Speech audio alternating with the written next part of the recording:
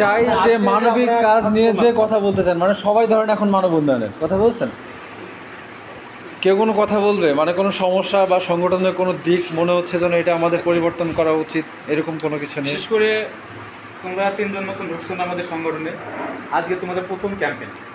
আজকে প্রথম ক্যাম্পেইনে আসার পরে তোমাদের অনুভূতিটা কেমন লাগছে আমাদেরকে একটু গঙ্গা জানাতে হবে ভাই, কেমন লাগছে আমাকে না বলে তোমাদের প্রোগ্রামগুলো সামনে এগোতে হবে, ঠিক আছে? আসসালামু আলাইকুম। যেহেতু প্রথম সংগঠনে ঢুকছি বেশ কয়েকদিন হলো, সেক্ষেত্রে আজকে আমাদের প্রথম ক্যাম্পিং। গতকাল আমাদের আমাদের 3 বন্ধুর প্রথম ক্যাম্পিং। আমরা 3 বন্ধু একসাথে ঢুকছি সংগঠনে। তো সেক্ষেত্রে এই সংগঠনের ভেতরে আলাদা একটা ফিল পেয়েছি প্রথমত কথা। আর যখন ক্যাম্পিংয়ে আসি এক কথাই বলেছি যে ক্যাম্পিংয়ে যাবো, পরবর্তী ক্যাম্পিংয়েও যাওয়ার চেষ্টা করবো ইনশাআল্লাহ।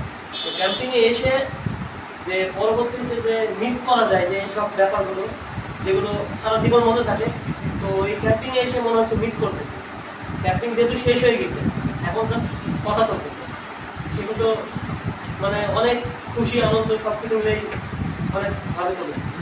তো ইনশাআল্লাহ পরবর্তীতে এই সংগঠনের পাশে থাকার নিজের শেষ নিঃশ্বাস বলতে চেষ্টা করি।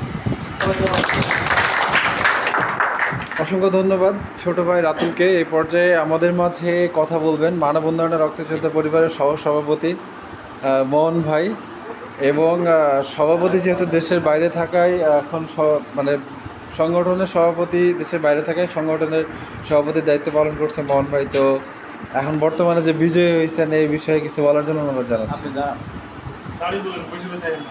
বা নবীন যারা নতুন এসেছে তাদের জন্য আপনার মতামতটা কি? আলহামদুলিল্লাহ, অনেক সুন্দর লাগলো।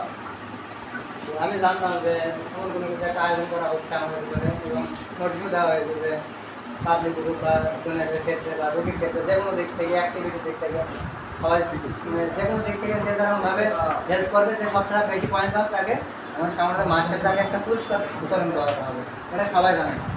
তা আমি এই মাসে সত্য বলতে যে আমি এই মাসে পরে করছি, আমি নিজেও জানতাম না। এটা সুমন ভাই এবং রকম ভাই ভাইরা হিসাব রাখছিল, তাই এর জন্য অসংখ্য ধন্যবাদ। এবং আমাকে যে সম্মান করে তাদের আমি খুব খুশিতে, এবং আমি চাই যে আমি বলে না এমন কি এগুলো সবাই পায়।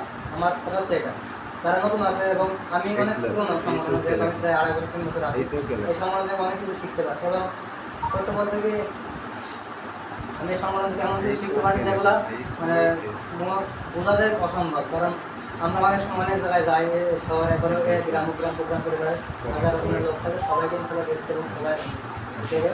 তো সবাইকে বলবো যে পুরস্কার আমি পাবো এমন কোনো কিছু না, পুরস্কার সবাইকে পাইতে হবে, সবাইকে কাজ করতে হবে। যদি কারো কাজ করার প্রতি মনে হয় যে আমি কাজটা পারছি না, আমি গান যাবো কীভাবে করবো, তা আমাকে এরকম ভাইকে আশা করবে, যে কোনো লোকের ডকুমেন্ট আপনার হিসাবে গান দেবে, কথা হচ্ছে এটা। তো আমি এগুলো আমার বক্তব্য শেষ করতে আমাদের অসংখ্য ধন্যবাদ জানাচ্ছি মোহন ভাইকে তার মূল্যবান বক্তব্য দেওয়ার জন্য। এখন বিষয় হচ্ছে যে আমরা এই বছরে প্রতিষ্ঠাবার্ষিকীর অনুষ্ঠান করছি না, তার কারণ হচ্ছে আমরা অনুষ্ঠান করি যুব উন্নয়নের অডিটরি রুমে। তো আপনারা হয়তো সকলে অবগত আছেন যে আমাদের ওই যুব উন্নয়নের অডিটরি রুম, যুব উন্নয়নটা আপাতত সেনাবাহিনীর ক্যাম্প হয়েছে, অস্থায়ী ক্যাম্প হয়েছে। তো সেই ক্ষেত্রে আমরা সকলে চেষ্টা করব যে সামনে প্রতিষ্ঠাবার্ষিকী পর্যন্ত